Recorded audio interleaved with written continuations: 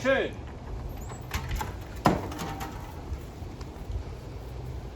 Faster. Keep going. Faster. Turn around. There you go. Now jump. Perfect. All right. You want to keep it rolling? You have to do a couple more. Every so often, we'll come up with an idea for a film that we both love, but decide not to make right away. Usually it's because we get distracted by other projects, or the actor we want isn't available, or we're just feeling lazy and want to shoot something simple at home. Sometimes we forget about the idea entirely, but sometimes the idea sticks around. And those are usually the ideas that excite us the most. Our latest short was one of those ideas that stuck around, and so we decided to finally pull the trigger and shoot this film that we'd been working on for about a year. Anyway, here's how we made Jokes on You. Wanna hear a joke? The inspiration actually came about while watching one of my favorite movies of all time, The Mask, with Jim Carrey. There's really no other film like it.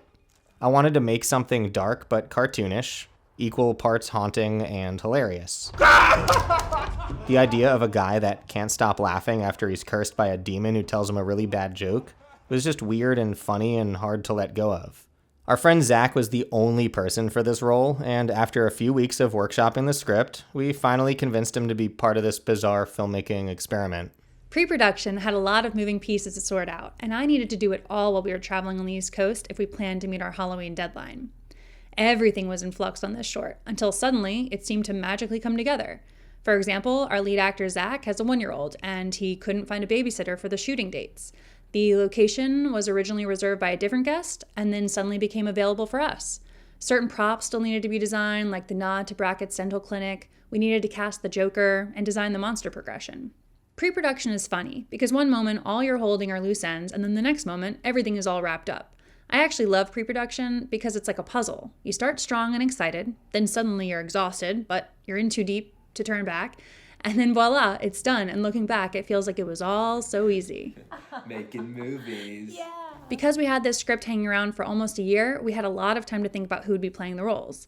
Every single time I played it in my mind, it was always Zach as the lead. The Joker character was harder to solve, but I'm so happy I met Eric Lampert earlier this year. He's a fantastic performer and really brought the Joker character to the brink of insanity like we wanted. It's a toy knife! No, please! I gotta feed my kids!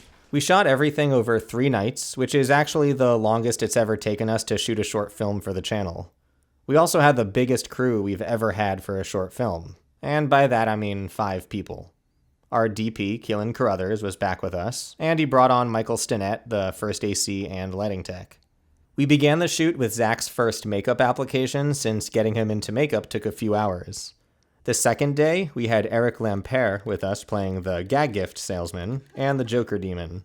We shot until around 5 o'clock in the morning, and had to wrap Eric by no later than 4 a.m. since he had to be back in LA super early. I always do my best to shoot everything in order whenever I can, but on this project, I didn't really have that luxury. As soon as Eric was in makeup, we pretty much filmed all of his coverage as fast as we could, and then shot all of Zach's reactions afterwards. We actually used my shoulder for a split second. And I was Eric's stand-in. Watching Eric get into this character was a very memorable experience, to say the least. He pretty much walked on set entirely in character and didn't break for a second, even in between takes when the camera wasn't even rolling. We have a ton of various takes of Eric just doing random things that weren't even planned. Even though we were pressed for time, this was such an important part of the story, we tried to give Eric the freedom to experiment. And experiment he did. Things got pretty weird.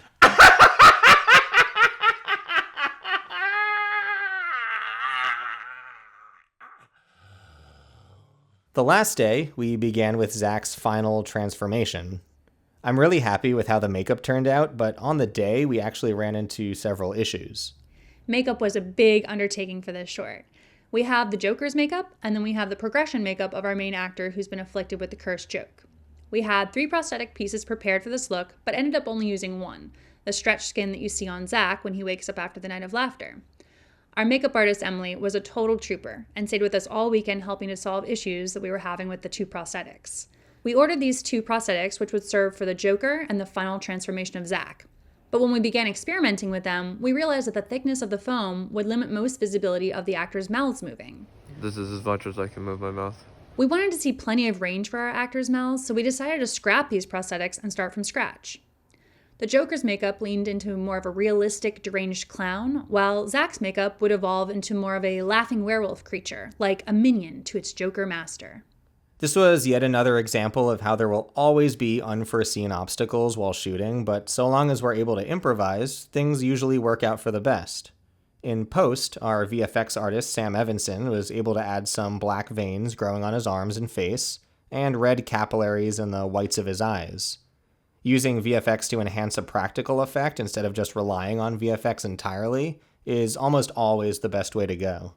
For the shot where Zach puts his hand on the burning stovetop, we just locked off the camera and shot the flame element without his hand, obviously, and then shot him resting his hand on top of the burner. Not in that order, but you understand. Then we just composited the two together, and Sam animated some red burns on his hand and some subtle smoke above. We wrapped the entire shoot with the opening scene where Zach is preparing his drink. In this wide shot, you can actually see the broken glass on the door, which we accidentally broke on day one when shooting this. And action! Oh, shit! Well, oh boy. Just another testament to Zach's commitment to the role. As I was cutting the film, I was having our composer, Robot Disco Puma, send various sounds which I was placing in along the way. This wasn't particularly easy to score, and we did a lot of experimenting, but I think he nailed it and created some really strange, off-putting sounds. This film was certainly unlike any of our others, but I hope you enjoyed it. It was definitely a lot of fun to make. Who's there? How do you say that line?